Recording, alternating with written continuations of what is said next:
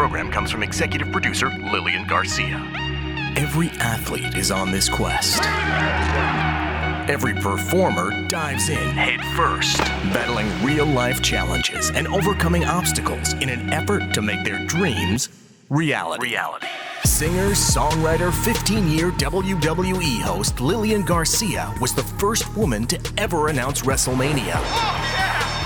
And the first to launch her own podcast, which gives you an all-access pass to the human interest stories of elite athletes and extraordinary entertainers.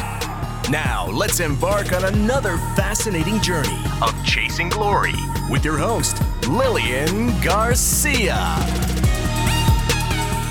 Here we go. Yes, welcome to Chasing Glory, because another exciting episode is heading your way, and I'm so thrilled to have all of you here with me as we are continuing the celebration of over 6 million downloads.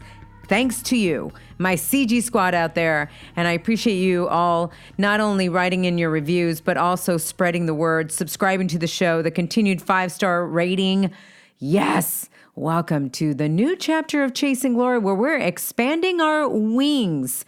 You can find the show at Chasing Glory Podcast on Instagram. You can find me at Lilian Garcia on Instagram and Twitter with one L in the middle, and Lilian Garcia official fan page on Facebook. And when I say that we're expanding our wings, that is that we are now going into the MMA world.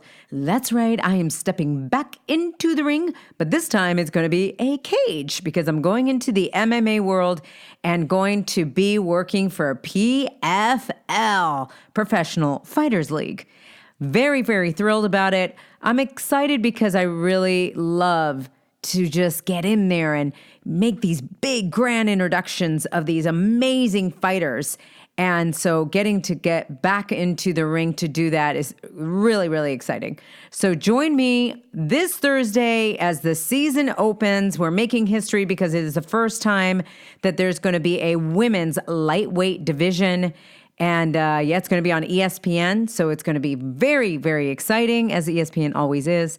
So check out PFL this season. And what I love about the PFL is that it has a regular season, then it has the playoffs, then it has a championship. And in the championship, they're going to be winning, obviously, their prestigious titles in each division, and there's 6 divisions. But they're also, each division is going to be awarded with $1 million to the winner. Whoa. Okay. And so today, my guest, very excited because he is my first MMA fighter here on Chasing Glory. And like I said, we're expanding the wings of Chasing Glory to get more athletes out here from the different types of sports. I've had football players on. I've had now, obviously, wrestlers on, and now MMA. And I've had my wellness coaches, and I've also had some entertainers and some singers. And so it's just really cool to get everybody's perspective of their chase for glory. And today, Sean O'Connell, well, he was last season's light heavyweight champion. And let me just tell you, he won the $1 million. He was a commentator during the evening. Then he would take off his headsets and then he'd go fight. Get that one, right? So Definitely, we talk about that in the interview. We talk about so many things, and I love how humble Sean is. You're going to love him. What a great character. And he just says, you know what? I'm just a simple guy who had a dream and went for it. And I think a lot of you can relate to that. I know I can relate to it. So you're going to get to hear a lot of lessons from this. Even if you don't know Sean, just listen to it. You are going to love him afterwards. And he is going to be back on commentating now. He did retire from MMA. He's going to be the full-time commentator for PFL. So it's just very exciting for me to bring this to you the week of the debut of PFL. But let me first go into the reviews. I do apologize. I got so excited last week that I forgot to pick the review for the week and the winner for April. But that's okay, because we can do it now. Because it's my show, and so I can do it whenever I want to. All right, so here we go. I'm actually going to read 2 reviews, because last week we didn't get one. So this time I'm going to read 2, and then they're both going to be into the drawing for May. And if you're wondering how this works, you just go to Apple Podcasts, you leave a review. I appreciate the 5-star ratings. Love that. We have 5-star Saturdays that we also post on at Chasing Glory Podcast on Instagram, we post the 5-star ratings. So hopefully you get picked on that. But anyway, if you get picked, then you get into the drawing, and then you win the drawing. Then you win an autograph 8x10 and also a Chasing Glory t-shirt. And by the way, because I forgot last week, the winner from April is going to get 2 autograph 8x10s and the Chasing Glory t-shirt. So I will announce that right after I read these 2. All right, so the first one is titled Can't Get Enough. Lilian, I'm a fairly new listener, and I wanted to hold off on my review until I binged and caught up on the more recent episodes of the podcast.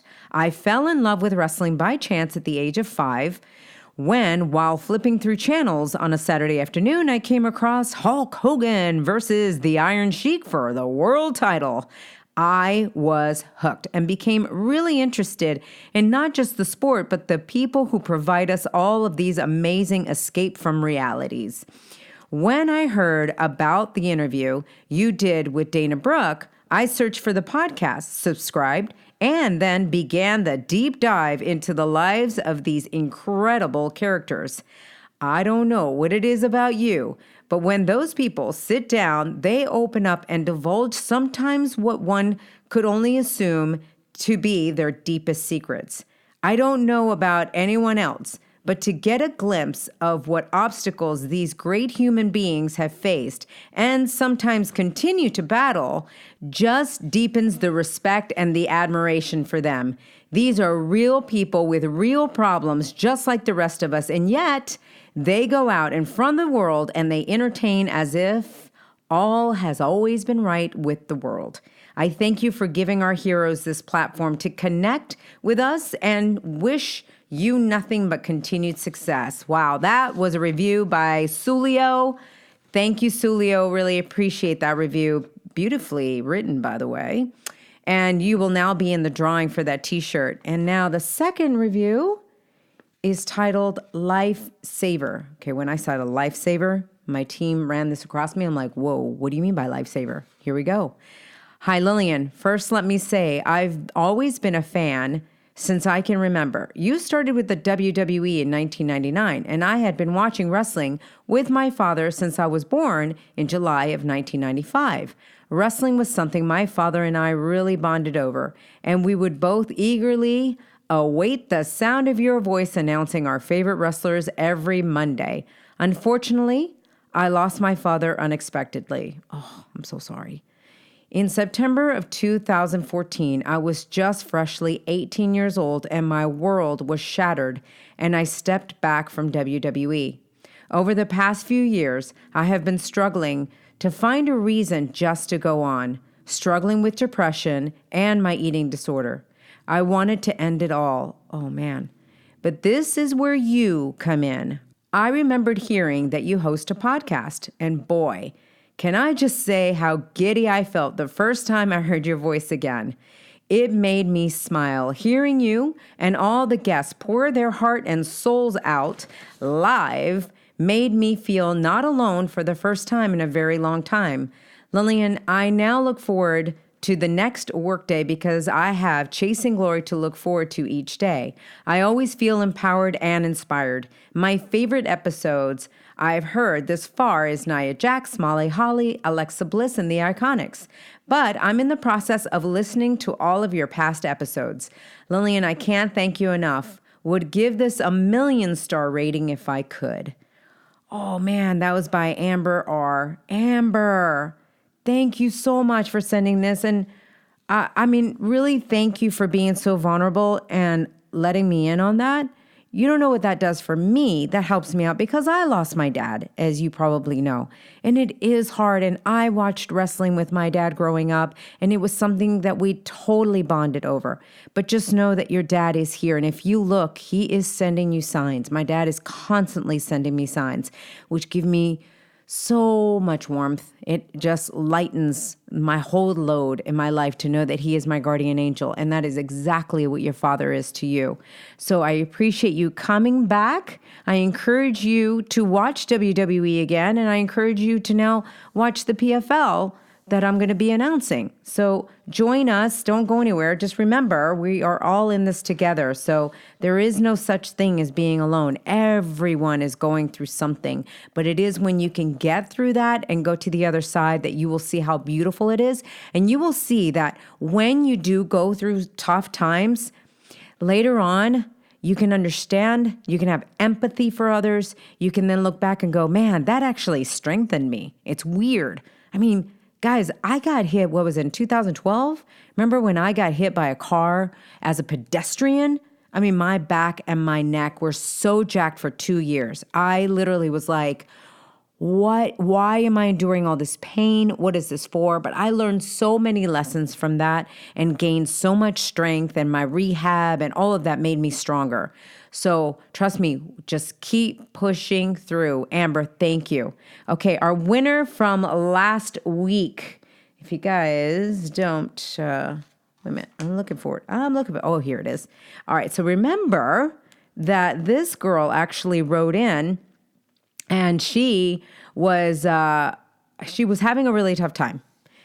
She was talking about the fact that she was in a really abusive relationship. She was in a job that she hated. And then she listened to the podcast and would listen to episode after episode after episode. And this podcast, she said, gave her the strength to make the change she needed to do. She left her abusive relationship. She then left her job, moved from Atlanta, Georgia, all the way to Buenos Aires, Argentina to teach. That is her passion. She wanted to learn English. She wanted to really engulf herself in that. And now she teaches kids there English in Argentina. But it's amazing how this woman moved 5,000 miles to chase her dream. Okay? I want you guys to hear that so you know that everything is possible. So guess what? You are our winner, Caitlin McDaniel. I really appreciate you sending this in, and congratulations. We are just going to make sure that you get that in Argentina. So make sure that you get back with us, because when you guys leave the reviews, don't forget to leave either your Instagram or your Twitter account so we know how to get in touch with you. But I'm sure she'll reach out. If anybody knows Caitlin McDaniel, tell her to definitely reach back out to us so that we can gift that to her. All right, so thank you for those reviews. And I have to say, I'm studying hard this week. There's so much to learn. And my stress has been a little high. You know, it doesn't mean just because you go for something doesn't mean it's going to be easy. And I know that. And I keep telling myself and, trying to keep the stress down and trying to go for it. Trying to keep my clarity up. Well, Cured Nutrition is something I'm definitely relying on, because it does help with memory, with clarity, with stress, with anxiety, even sleeping at night. This is a CBD product. You've probably heard me talk about it before, and that's because I 100% believe in them, and I want you to have the advantage of this. They are a Colorado company. They are amazing. The top company I have ever heard of with CBD. Everybody who tries them, all my friends, I actually was turned on to it by Jay Ferrugia, who I had on my show. But they, are very, very big advocates of them. And then I was like, well, let me try it out. And I loved it. And like I said, everybody I turn it on to is raving about it. Full spectrum raw oil that you can put right underneath your tongue. And this is THC free. So it doesn't have that psychoactive component that you have to worry about. All right. They also have the mint oil. And then they have the cookie doughs that you can eat. I love this too. They have spices. They have spices that you can just put all over your food. Sweet spices like with cinnamon and honey, or they have like some barbecue spices. So definitely check them out. curednutrition.com/glory. If you use the promo code GLORY, you're going to get 15% off your entire order, even for your pets. If they have anxiety or they suffer from seizures, you can give them this. It calms them down. So, the greatest thing about the owner of Cured Nutrition, he was very vulnerable and came on my show and talked about the fact that he was suicidal at one point. He actually worked for NASA. I mean, this guy's smart, so smart. So he was suicidal, though, just the stress was through the roof. And he decided to create this product to help him. And now he's helping millions and millions and millions of people. So definitely check it out. They have the Rise in Zen. So the Rise decreases fatigue. It's exactly what it means, that you're going to be rising full of energy. It decreases exhaustion. It improves your concentration and your memory and reduces your stress, which helps support your blood flow to your brain. This is some really heavy stuff. The Zen, of course, it boosts your immune system. It balances your hormones, reduces stress, depression, and anxiety, and increases your overall sense of well-being. So don't just take my word for it. Everyone who's been trying it out, and check it out for yourself. All right. So curednutrition.com/glory with the promo code GLORY for 15% off. Let me know what you think of it. All right. So what do you say? What do you say we dive in? Let's go for it. I can't wait for you guys to hear Sean. I love when I get responses from you guys where you're like, well, I knew nothing about this man's story, and yet I was blown away. And then, of course, some of you were like, oh, I love him. Like one of my guys that works on my team was like, he was so funny in the weigh-ins, which we will talk about the weigh-ins. All right, so without further ado, here is Sean O'Connell's journey of chasing glory. Growing up in Utah, Sean O'Connell loved sports.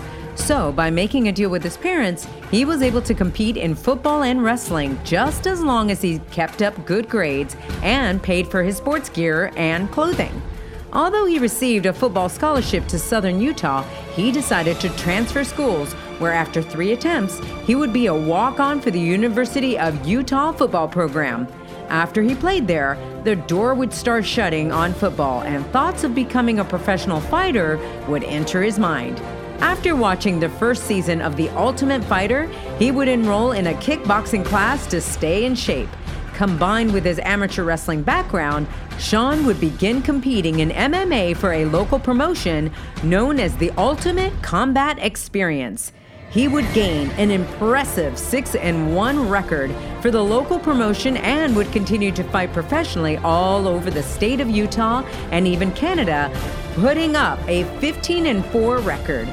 Fighting in the minor leagues wouldn't be enough to make a living for Sean, so he would land an opportunity being an on-air radio host for a local Utah station that led him to accepting a job at a San Francisco radio station where he gained the opportunity of a lifetime. His radio show would have UFC President Dana White as an on-air guest, where Sean would ask Dana live on the radio for a UFC contract. While Dana didn't say yes, he didn't say no, and eventually signed a year later. On April 16, 2014, Sean O'Connell was officially a UFC fighter. Although some of his accomplishments would include earning 3 Fight of the Night bonuses, Sean would capture the attention of MMA fans with his memorable weigh-in antics, showing a humorous side to a very physical and at times brutal sport. In 2018, Sean would sign with the Professional Fighters League and would not only be a play-by-play commentator, but would also fight in the light heavyweight division. Like a storybook ending, in the finals, he would be victorious when his opponent could not compete after the 3rd round, and not only was Sean crowned the inaugural PFL light heavyweight champion, but he would also win the $1 million cash prize. Talk about going out in a bang, because after that evening, Sean O'Connell would retire from MMA competition. With fighting in his rear window, Sean has been keeping busy being an MMA commentator, including being back on the commentating team for the 2nd season of PFL, as well as a Sirius XM radio host, and has even written a book called Hellbound Heaven Sent, which is available on Amazon. It's about to get real, raw, and inspiring with Sean O'Connell.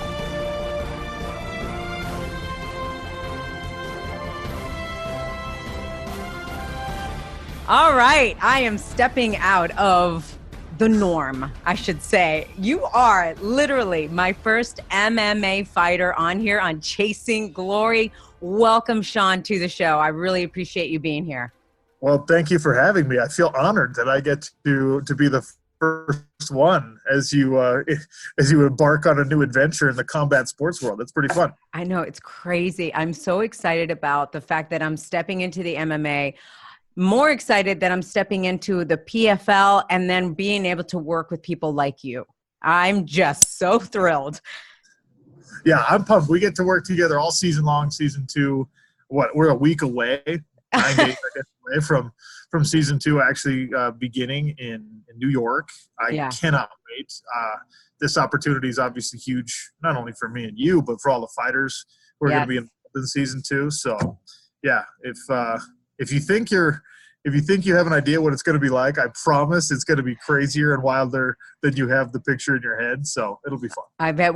That's what makes me so excited is that all my listeners that are mostly from WWE or the wrestling world, introducing them into this, the ones that haven't crossed over, right? And I think that it's such an easy crossover because it's still combat sports, even though one's more entertainment, the other one is a little bit more aggressive, I should say. But it's still in both ways, it's still entertaining for sure. Yeah, absolutely. And you're right. It's kind of a natural transition. And the differences about the two things are, they are what they are. One's semi-scripted and, that's all fun and games and stuff, but great athletes in both. Yeah. And when you I've had the opportunity to get to know and talk to a couple of people that are either aspiring for that WWE life or they're kind of on their journey already. And they're great athletes. They're people who've just chosen a slightly different path than some fighters. So the respect there is pretty mutual. And I'm glad the fans are crossing over and starting to appreciate both. I agree, especially because I know that they're on the road 300 plus dates a year, putting their bodies through this. There is no off season for wrestling. Yeah. So I always defended that when people would say, oh, it's fake. I'm like, oh, no. It's scripted as far as the outcome and all, but their bodies, what they go through, all the surgeries, broken this, broken that, broken necks, paralyzed, all of that stuff is real. Yeah, it's crazy. You never, in other sports, we all marvel at, like in the NFL, these big 270, 300-pound bodies, how fast and explosive they are. But in wrestling, like those same 270-pound bodies are falling off ladders and stuff through the air. And it's just, when I do watch, I'm like, damn, these people are nuts because that is not safe. I don't script it or not. That is not something your body wants you to do. Well, I have to say, speaking of nuts, it was literally, let's talk about you and I have to bring my listeners up to date as far as last year and what happened and the fact that you, my friend, were doing both. You were commentating and then you take off your commentating headphones off and you'd go in the ring. That is nuts. That is so crazy. It's not that crazy, right? Yes, it is. Yes, it is. It's not that crazy. And I'll tell you why, because so that was my job, right? My day job, I do broadcasting, sports broadcasting on Sirius XM satellite radio. And then fighting has always been like my passion project, so to speak. Yeah. So PFL gave me the opportunity to do both. And doing it on the same day, people were like, well, you can't do that. It's distracting. You'll put too much energy into the broadcast and not have enough for the fight, whatever. But think of what all these other fighters, like if you have kids. I don't have kids yet. Yeah. My wife's due in like less than 2 weeks. Really? That's great. Yeah, oh my God, that's amazing. But like, let's say you have kids and you wake up on the morning of the fight and you got to be mom or dad for the first 8 hours of the day. And then you got to go fight. I mean, that's a much more important job than sitting down and doing commentary. So I think a lot of people just don't appreciate that every fighter has to do multiple things, even on fight day. Yeah. And especially the ones, maybe because I'm about to be a parent, the ones that are parents and have to do like the real life thing. Because your 4-year-old kid doesn't care if you're a fighter, doesn't care if you win or lose. So you got to be able to compartmentalize. And everyone does it in their life. You do it, I do it. Just for me, it's a little bit more visible because I'm taking off the headphones and then going back to the locker room. Yeah. Something I realized this week, I can't believe it took me this long to realize this, but I think you'll appreciate it because you went to college. The fact is I was like, you know what? I'm actually so grateful I went to college because I had to get like 6 courses, 6 different exams. You're studying for this, studying for that. And then you're also, working as well, keeping a job. And I went, wow, that definitely has helped me and groomed me for all the different things that I'm doing in my life now. Yeah, for sure. I mean, the human experience is not just focusing on one thing. I mean, there are people who do that, but I mean, like who does that? Like, I mean, I personally don't know anyone who, my good buddy, who's a great pharmacist, a brilliant man, was just visiting with him. And like, he's a very, highly respected dignitary in that medical community. And he's also like, he's got 2 kids at home and he's an athlete and he does all these things on the side. Nobody I know just gets to focus on their career and only their career. So true. That's true. Yeah, I know. That's exactly it. So I think it's a good message. If you are juggling a lot of things, don't get so overwhelmed. Everybody is. And just know that you can do it. You can do it. Yeah, we are programmed to do that as human beings. Yeah, it's crazy. The human beings are very versatile. We can do so many different things. And, even when you feel like you're just struggling to keep your head above water, you'll get through it. Yeah. All right. So last year, as you're commentating and you're in the ring and it's getting closer and closer to the championship and you're like, whoa, like I really think I have a shot at this. Before we even go to that, did you think at the very beginning when you sign up, I mean, most people, they're like, well, if I don't think I can do it, I shouldn't even sign up. But did you really think you could do it? Or did you say, like, why did you enter? Was it just $1 million? I mean, that was honestly, I'd be lying if I didn't say that $1 million was not a huge incentive. A lot of your followers don't maybe have a full awareness of the typical pay scale for mixed martial arts, but unless you're one of the world famous names, like Conor and Ronda and George St. Pierre and those people, $1 million just isn't super realistic for most fighters. So when that opportunity came up, and I was like, okay, that's like career defining money. That's something that can change your life. You can pay off a house. You can like give yourself a little wiggle room. I was semi-retired when the PFL announced that they were actually doing this thing. And I'm still skeptical because we've heard of all these tournaments and these $1 million prizes before, and a lot of them don't come to fruition. Mm-hmm. So I vetted the process. I was asking around. I talked with Ray Sefo, the president of the PFL, make sure that, the money was really there, all that good stuff. And I signed up knowing full well that I was not going to be a favorite, but looking at the rest of the roster, like I can beat any of those guys. So I threw my hat in there. And so when it was getting closer and closer, I mean, what was the feeling of like, wow, I think I could actually do this? Well, it was pretty sobering because it's, the Rio, the new format, the regular season, and then playoffs. So I had a good first fight, got myself enough points to actually get into the playoffs just from the first fight with a stoppage. And then the second fight, my spot was already saved in the playoffs, and I just was fighting because I felt like as a fighter, you have to fight the second fight. You can't play the strategic thing and be like, oh, no, I'm already in. I'm going to rest this one. Yeah. And I went in with the wrong mentality. I got my ass kicked. Right. Right before the playoffs are about to start, my most recent performance is I got annihilated by a dude who's going to be in the tournament. Right. And it's like, wow. So that for like a week, that was really messing with my psyche. Like I came out of retirement for this. I put my wife through this. I've been, I was still working my day job and I'm training 2 times a day on top of it. And it's just an exhausting grind. And I was like, and I'm getting my butt kicked like that. That's embarrassing. But then, after about a week of playing poor me, I snapped out of it, got back to the mentality I needed going into the playoffs, and just said, all right, you know what? No matter what happens, you got to give it your best. You got to go 100% from bell to bell. No matter what happens, you got to be able to look at yourself in the mirror and say, I actually gave it everything I had. And then you can live with the results. So I went in with that mentality, and, that's why I won. Yeah. Do you wish that you wouldn't have taken that fight looking back? No. I mean, right after the fact, I wished I hadn't taken it. Yeah. Because it was one of those things where it was just like, it's a new format, which means a new set of circumstances you have to think about. Like in your previous career as a fighter, you just fight who they put in front of you. You win, you try and put a win streak together, and you hope to make as much money as you can and build yourself towards a title shot if that's a realistic possibility for you. And in PFL, because it's regular season and playoffs, I mean, look at every other sport. All the great teams, when they secure a playoff spot and they secure a seed, they start to dial it back. They rest their starters. They let the veterans. And so that's something fighters have never had to think about or do before.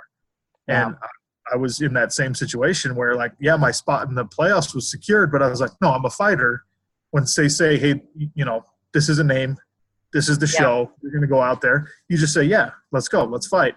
Right. But going in with the mentality of like, it's not a must win. That's hard. It's such a bad thing. In fights, every fight has to be must win. Every fight has to be like the most important thing for those 15 or 25 minutes or whatever. And for me, I was just like, well, actually the most important thing is not getting hurt, because if I get injured, then they're going to kick me out of the playoffs. Yeah. So I fought poorly, slowly, conservatively, whatever. It was a bad idea. And I will give people advice if they ask me in this upcoming season, if you secure a spot, say, look, if you secure a spot, just take your spot and go home. So don't do the fight. I mean, in hindsight, it probably would have been a better strategic decision not to. But because of who I am, I still don't regret it, because I learned a very important lesson. Yeah, I was going to say, I know that winning is important, but isn't what they say as well, though, that the biggest lessons are when you lose? It's true. And in the fight game, that's 100% true. And my opponent, look, he's back for season 2. Bozagita Tayeb, he's a beast, Yes, he is. And so, like, I wish him well in season 2. And I learned a lot from that scenario of, like, just the mental focus you have to have going into a fight. It's something that I probably already knew in my career, but I guess because I had never previously walked in and just been like, just play it safe and don't get hurt. I'd never gone into a fight with that mentality before. That is hard. That's really hard. And then when I walked in and those results, it's just like, okay, well, if you're playing it safe and try not to get hurt, you're probably going to get hurt. Yeah. So. Yeah, for sure. And your opponent knows that. That's the other thing absolutely. too. Your opponent knows that. And so they have the upper hand for sure. Yeah. What a mind game. This whole, like you said, this whole season, it's just the layout is so different, but I think it's so much fun. I think that it's fun for also the people that are watching. It definitely, no matter if you are an MMA fan or not, it doesn't even matter. You can start the season, you start getting invested, you start watching the brackets, and then next thing you know, you are a huge fan of MMA. Yeah, and that was one of the really cool things about season 1, because, the roster was made up of guys that it was kind of a mix. Some guys that had experience at the highest level of mixed martial arts before and names that were familiar to some of the fan base. And then a bunch of guys that came out of nowhere that no one knew who they were, but were badasses. And, Kayla Harrison fits into that mold as well. Yes. This is a 2-time Olympic gold medalist in judo who people maybe, if you were a deep, deep, hardcore MMA fan, you knew that she was exploring that. But for the average person, they're looking at it and they're going, wait a minute. This is a 2-time Olympian? We've never seen that. A 2-time Olympic gold medalist, we have literally, in the sport, never seen an athlete of that caliber in any weight class, in any division. It's never happened. Yeah, because even Ronda was just a one-time. Not to put that down in any way. Right. And they also trained together. Yeah, and she wasn't even a gold medalist. Right. Like, and again, oh, sorry, you only got a bronze or whatever. Like, that's still an amazing, amazing accomplishment. Yes. And Henry Cejudo in the UFC right now was an Olympic gold medalist in wrestling, but Kayla's been so dominant for so long in her sport, and now the sport she's adopted is our sport. So I'm excited because we get to be part of this whole thing that not only changes the game just a little bit in MMA, but it also introduces some personalities and some athletes, the likes of which, we haven't even seen before. Yeah. And just to definitely let the listeners know that are getting introduced to the PFL, it's the first time that they've ever had this division for the women. And so it's making history, and it's freaking amazing. These women are going to be incredible. So I'm so excited to see what happens. I want to know a little bit more about your journey as to who you are, because yes, you can go in there with a mindset and a certain mindset, but it is definitely formed throughout the years. So Sure. I did read that when you got into sports, your parents didn't even want you to get into sports. Well, I mean, it's not that they didn't want me to get into sports. They didn't want sports to be my priority in life. Why? Well, they're just, my mom came from a household where like her dad and her brothers were very sports oriented, and just like a lot of kids, you sort of rebel against what your parents are into and what they like. So she was just like, sports are not really my thing. My dad came from a very academic and cerebral household, and education and knowledge and intelligence are everything in his world and really in our world, right? So he wanted to make sure that my focus was on academics, was on building myself as a mind, not as a body or whatever. And they were very focused on that. So sports for me were like a reward. If I got good grades, they'd sign me up for anything. And they were very supportive. Like when I wanted to wrestle, okay, we'll sign you up for wrestling. When I wanted to play basketball, football, whatever. And as long as I was holding up my end of the bargain in the classroom and doing my chores at home and, hopefully being a semi-decent kid, then sports were kind of a reward for me. So I don't know. For me, that worked. I didn't have that weird, helicopter parent household where they were hiring these private coaches for me and saying, you better get a scholarship and, I'm going to love you less if you don't hit a home run. Like I was in the opposite environment from that. Like my mom, I always tease my mom about this, but I was an all-state football player, and like in my little tiny pond, I was pretty dang good. And my mom didn't even care or know what position I played until my senior year. Oh, wow. She never really like invested her attention in me on that side, which I know some people think that's crazy. And like, I think some kids might have a problem with it, but I thought it was fine because like my relationship with my mother is strong and normal and fine. It's just separate from me as an athlete. It's just, What did sports mean to you? Why was it so important for you to get into sports? I don't know. What was the lure? Like, do you remember? I think for me, we're all front runners in our own rights. We like things that we're good at. We like things that validate our hard work. And I found out from a pretty early age that I had some acumen for sports. I was decently coordinated even from when I was small. I was a big kid when I was little. Like I peaked in, I guess, 9th grade. But I was like, for a young kid, I was big, right? Okay. And so you're good. You're the good kid on the playground. You're the good kid in your organized sports, and your coaches validate you. Your peers validate you. And the peers thing, I think, was most important for me. I'm a social person. I love people. Yeah. And just being around my friends all the time. And not only that, but having opportunities to be in like kind of a leadership position with my friends and stuff, I think was probably what really made me love sports, because people, if you're one of the 5 best guys in your class or on your team or whatever, then it gives you a certain elevated status among your peers. Yeah. And I hope that's not a douchey way to say that. Like, it's just a validating experience. And I had it, I guess, my whole life from when I was very young. Yeah. I mean, I could see that you definitely have such a bubbly personality that I could definitely see you being attracted to a team. Yeah, for sure. Yeah. Now, you played football for quite a while, and then you actually switched schools 3 times.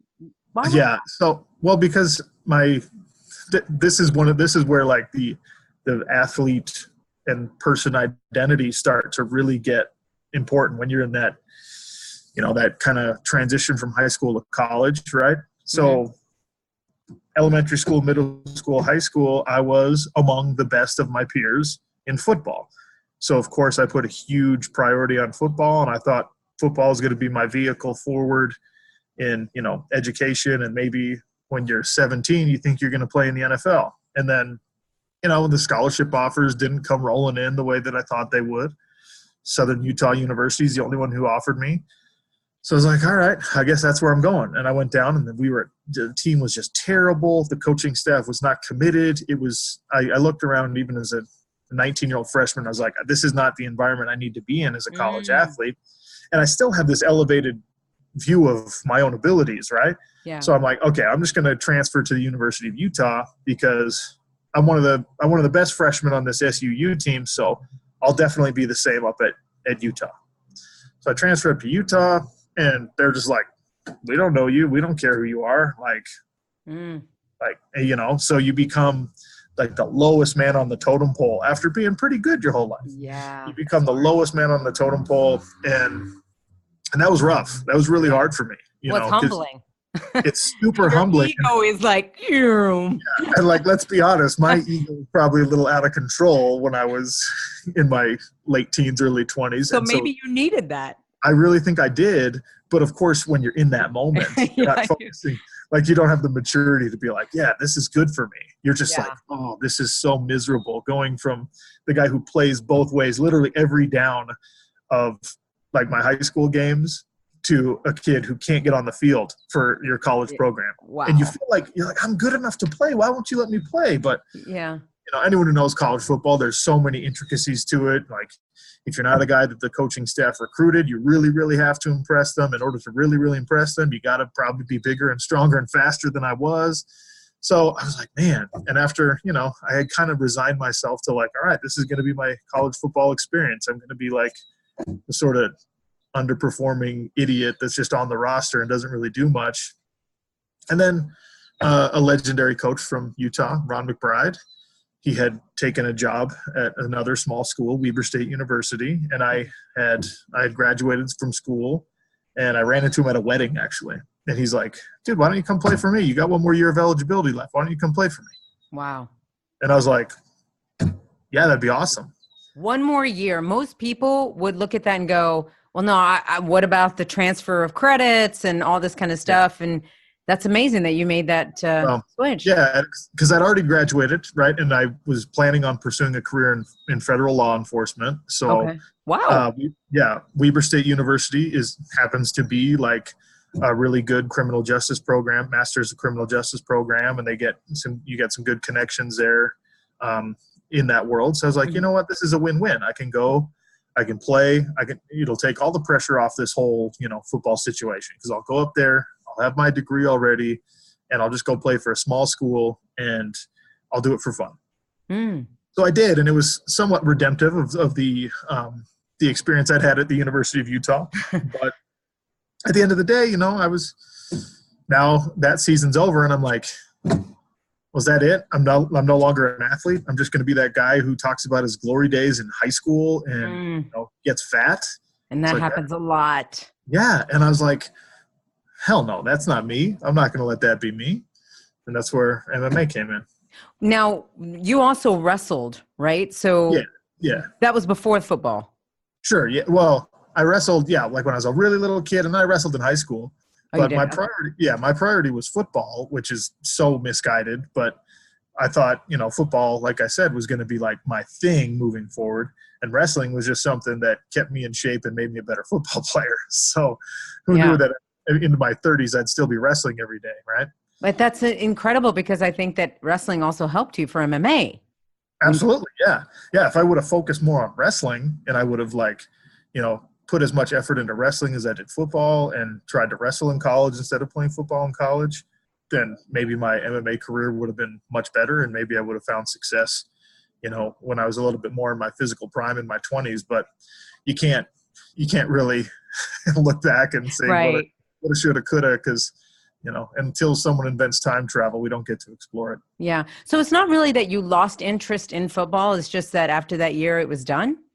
Yeah, I was no eligibility left, and the NFL didn't want me. No pro teams were like, hey, you're like average size and speed. Why don't you come play for us? They were, you got to be a freak to play in the NFL. You can't be a normal human being to even get their attention. And I was never on anyone's radar. So at the end, and look, most 99% of college athletes go through this, where you get to the end of your eligibility. Yeah. And it sort of unceremoniously ends. It's like, okay, thanks for your service. See you later.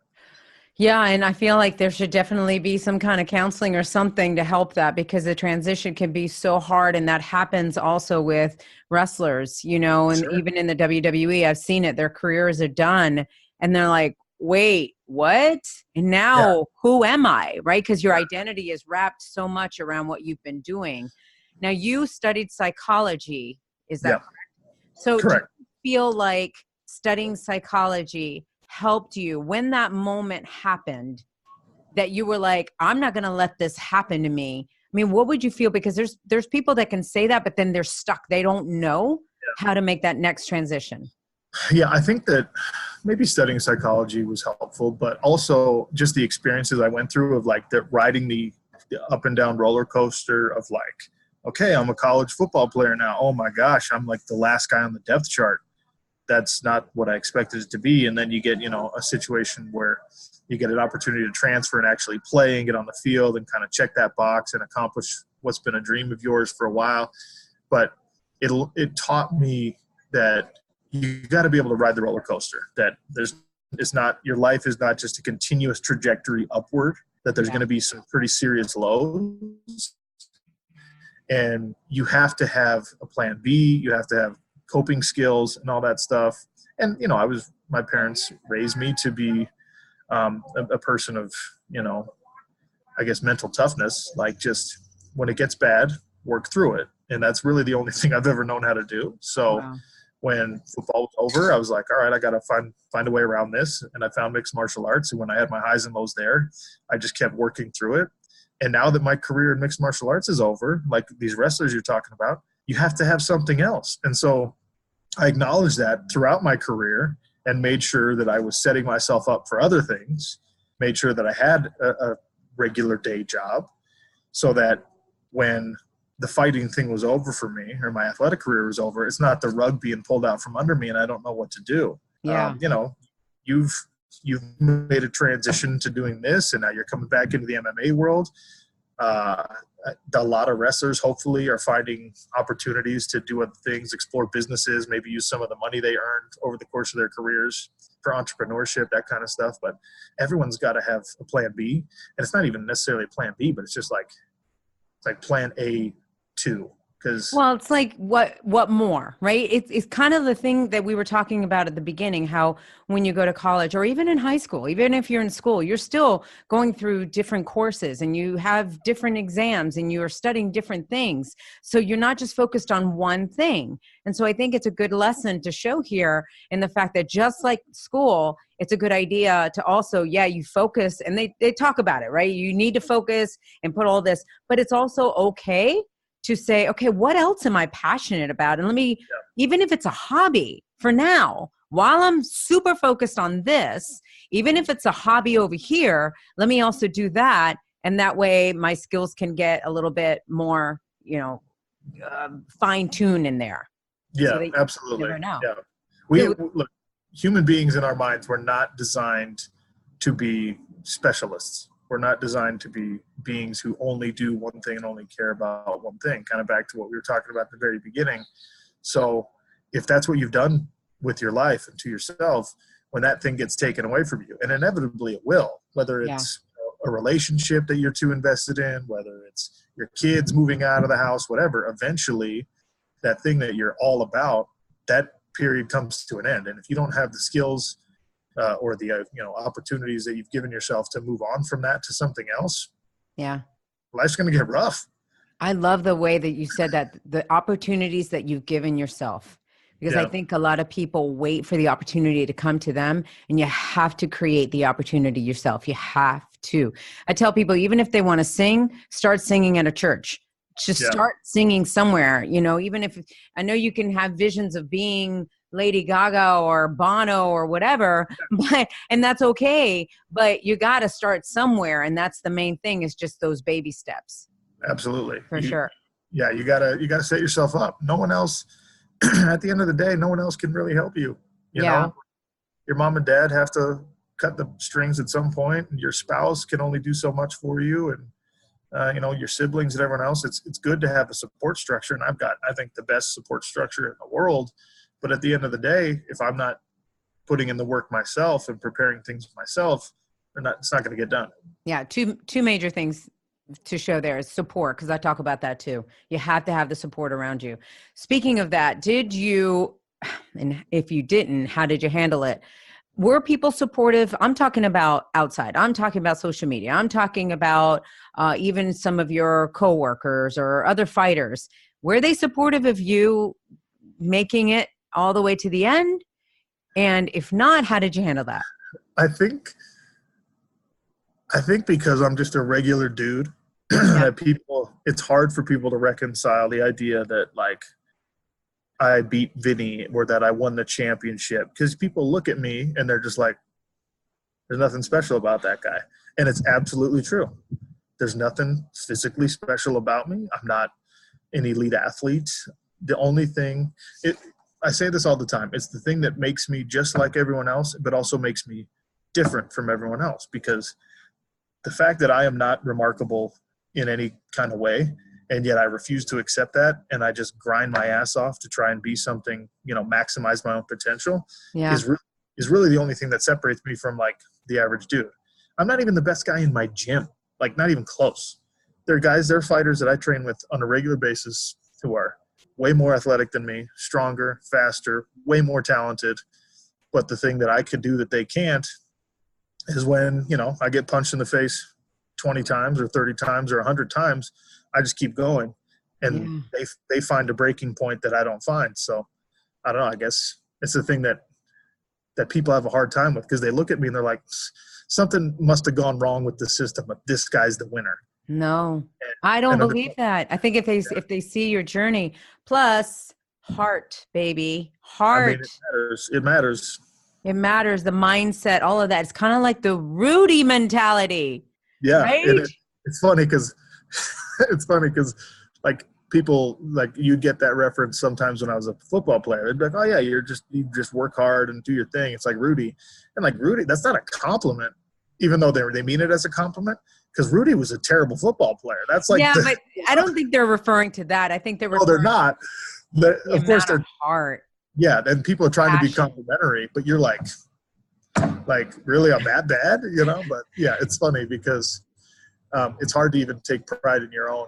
Like when the thing that you're good at is just being a hard worker, it's hard to even take pride in that. It's like, because you're just like, well, I guess it's cool that I'm. No. But obviously, you're the one that's actually bringing that to the forefront. I would have never said that you weren't in shape or you weren't a good athlete or anything.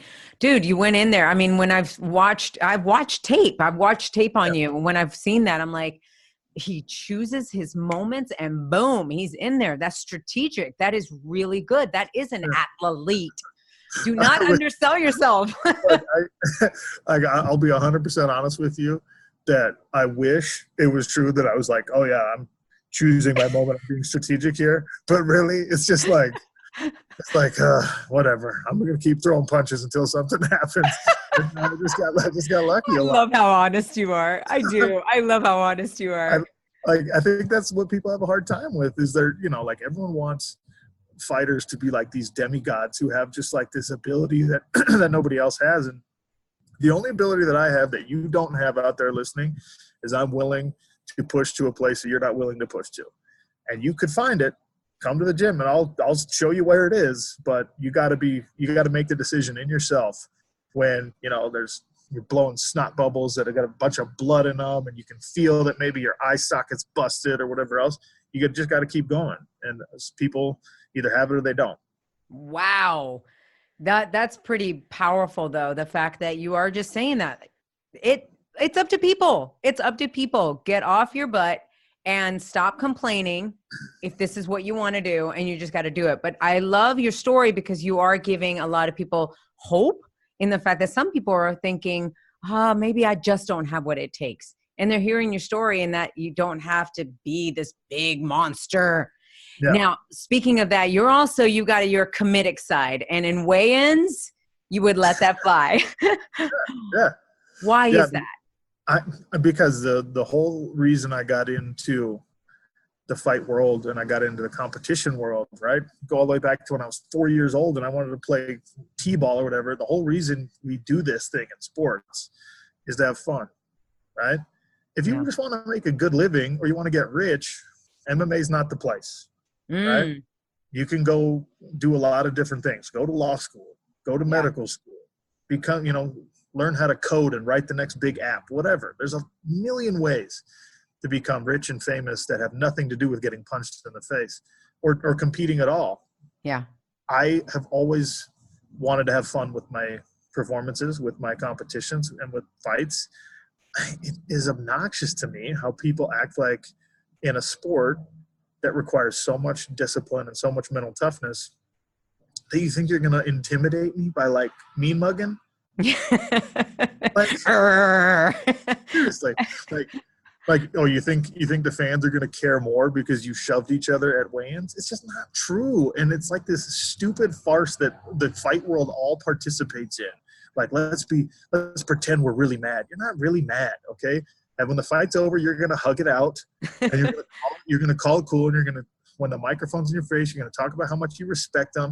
And it's like, well, okay, well, if you respected them after the fight, you should have respected them before the fight. And if you're having fun out there, why don't you act like you're having fun out there? And so the weigh-in thing was just, I mean, look, people know me more for the weigh-ins than they do for my fights. It's wild you say that, because one of the guys from my team, George, I told him that I was going to be interviewing you, and he was like, oh my God, I absolutely loved him in the weigh-ins. Yeah, exactly. The first thing he said. It's one of those things where you're just like, people are like, oh dude, I've seen all your weigh-in highlights on YouTube. And you're just like, cool, you ever seen me fight? And I'm like, no, never seen that. But that's okay. You brought entertainment to people, and that's good, because you're reminding people about having fun. If things aren't fun, my God, what are you doing it for? Seriously, like, I mean, what you put on the line in competition, whether it's a physical competition like the ones I've been involved in or something else, but you're putting so much of your value, your self-worth, your opinion of how the world works, all that stuff is on the line every time you compete. And so if you just build up the pressure and you just make it all about this huge intimidating thing, that sounds like a nightmare to me. Yeah. I'm like, all right, like, this is very serious, and that grown man is going to try and hurt me, but that's tomorrow. So today I'm going to have fun. Yeah, I love that, man. That's great. Now that you won the $1 million, I got to know, how did your life change? And was it what you thought it was going to be, being a millionaire?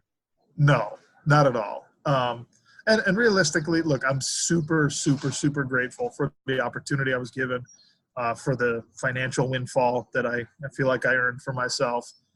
But if you're a person out there and you've got this goal written on your fridge or whatever, that I need to make $1 million, switch that number and make it 10 million or 50 million or 100 million. Because $1 million it's a lot of money, but it's not really enough to change your lifestyle significantly, with the housing market where it is now and all that stuff. So look, I'm grateful, and I'm not sitting here telling people that $1 million is nothing, because it obviously is. But I hear you, though. Things are more expensive now than ever. Yeah. That's why there's more millionaires out there more than ever. Yeah. And so if I let $1 million change the way I conducted my everyday life, I'd be an idiot, because, that money could run out pretty quick. You buy one boat and one house and all of a sudden it's gone. So yeah, it hasn't changed my life super significantly at all. I'm still working 2 jobs, and I just have a lot more wiggle room, Right. It's just, there's that security, which is really nice. I haven't spent any of it yet. I'm still hoping that I can find like a really cool piece of property and use that, as a good down payment or as an investment and buy that. But I haven't made my luxury spoil yourself purchase yet. Yeah. Have people treated you differently knowing that you are a millionaire? Like, no. Is that weird to sound? No. Do you hear that too? You're a millionaire. That is a weird sound. It's a weird thing. But no, that's one thing that I've always been super grateful for, not only during my career, but my whole life, is that I have the best people around me that are consistent, and they're the same people, whether I'm winning $1 million or whether I'm on a 3-fight losing streak or I'm getting, no reps for the college football team I walked onto. Like, they're just the same people. They're the friends who treat me the same and love me the same and tell me how it is the same, no matter what situation I'm in. So I maybe like strangers would treat me a little bit differently, but the folks that I actually invest any sort of emotional capital and time with. I'm just the same dude, just with, I guess, a little bit bigger bank account. Yeah. Until this baby comes and sucks it all away. Sucks it all up. Yeah. Well, your big purchase will be the really nice crib that you're going to get for that baby. Hey, Baby's going to get a Louis Vuitton crib. I'll tell you something. Strollers? You know how much strollers cost right now? I can imagine. Goodness gracious. I'm like, can't we just get one of those little umbrella ones that you see at Kmart? I mean, these strollers are literally $800 for these fancy ones. I'm like, I came up, I'm sure my parents spent $40 on my stroller. We can buy that. That is true. When you have a certain mentality growing up, even when you have money, it's still hard to break that mentality. You still look at things and you're like, no, that is like ridiculous. I'm not spending that much for that. What? I know. My poor wife, I'm always like, she goes grocery shopping, comes home and just like, were these on sale? She's just like, ugh. Oh, wow. Yeah. But look, if you act like you're poor, you'll never be poor. So. Wow. Okay. All right. That's one perspective. I should say, if you spend like you're poor, then you'll never spend all that money. You'll never be poor. That's true. But do you have a scarcity program as well? Like, are you scared to run out of that $1 million and be back to where you were? No, because even before I had $1 million, I was smart with my money. So I'm not scared that that's going to happen. It's such an opportunity to like set yourself up in a way that, most people don't get that opportunity. Yeah. So what I'm scared about is squandering that, like making a bad investment and then going back to where you don't have the financial cushion that you could have had you done it in an intelligent way. So I'm not scared of the money running out. I'm just scared of it not growing and not doing it the right way. That makes sense. I would be right there with you. Yeah. All right. So as we wrap this up, because I know that you have limited time and I really appreciate you taking the time to do this. I want to know though, from a fight career, as far as your record, 31 wins, you had 21 wins, 31 fights, you had 10 losses. What did you learn from those losses? Because again, that's where the real lessons are. Well, yeah, the lessons, and look, I'm not one who pretends that fights are life and vice versa, but something that I have taken from my competition life, my fight life into real life is that when stakes are high, like they are in a high level mixed martial arts fight, you can't afford to make small mistakes. Mm-hmm. When you're a regional guy coming up through the ranks and you're fighting guys who, just got off the couch, you can make some pretty serious mistakes and still beat them. Yeah. But when you're talking about dudes who are in the PFL, dudes are in the UFC, dudes are in Ryzen or Bellator, or any of these high-level organizations, you make a small mistake and it's going to cost you a win. And if that mistake is that mentality shift that you didn't go get yourself into the right mindset, like we talked about earlier, or you just step the wrong direction, or you don't turn over properly on your hook, or, when someone's got you in a choke, you don't posture up properly, whatever, small mistakes lead you huge consequences in the fight game. So if there's something I can take into my real life from that, it's that try and do everything right, because small mistakes can come back and bite you real bad, because they did in those 10 losses. Yeah. Wow. Great lessons though. Thanks for sharing that. All right. My final question for you. Has your chase for glory looked the way you thought it was going to look?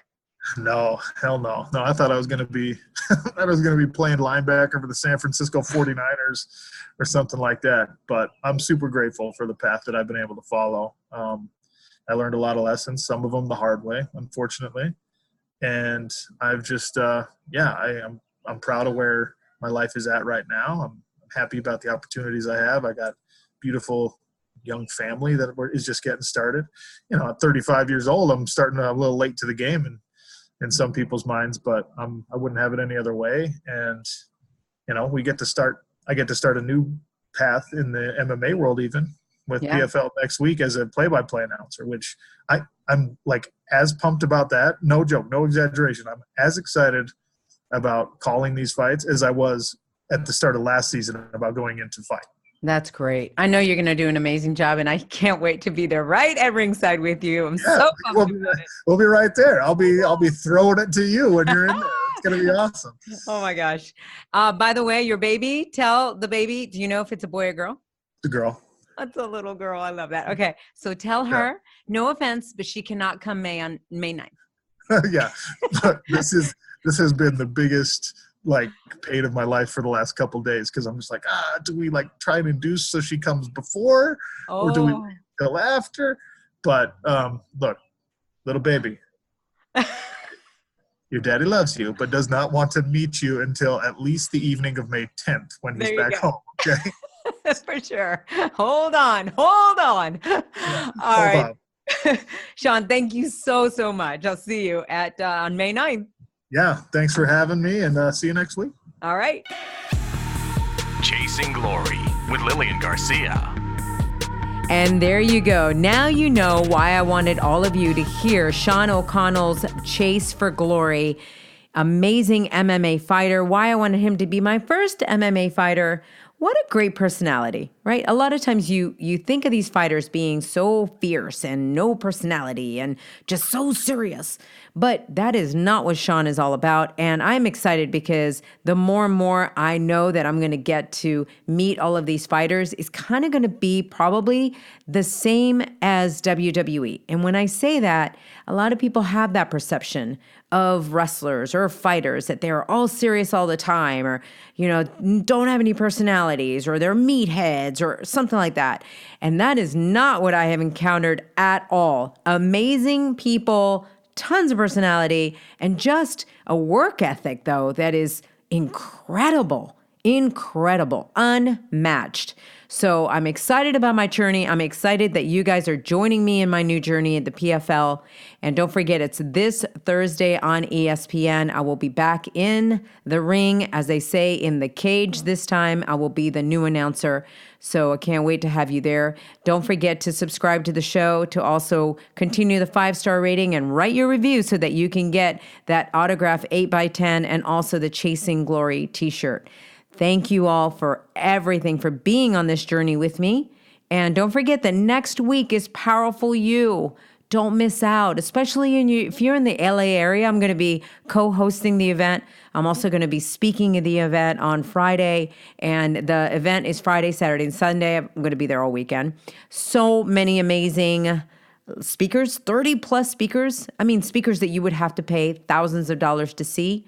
And just know that the tickets are $249, but if you can't afford that, they have a scholarship program that you can get a ticket for $25 for the entire weekend. And by the way, that $249 is for the entire weekend. That is unheard of in this industry. So come and get your life transformed. You will not feel alone. It's a community. You're going to get so inspired, and you're going to feel so different on Sunday than when you walked in on Friday. You will not be the same person. So warning. If you want to come out a winner, join us. If you want to stay stuck, don't bother coming. It's as simple as that. If you're interested, go to powerful-u.com. All right. Until then, much peace, love, and passion. And remember, guys, to always be yourself and trust that it's enough. Bye. Love ya. Thanks for joining us here on Chasing Glory from executive producer Lilian Garcia. Don't forget to share this episode with your friends, and be sure to subscribe at Apple Podcasts or wherever you get your favorite shows.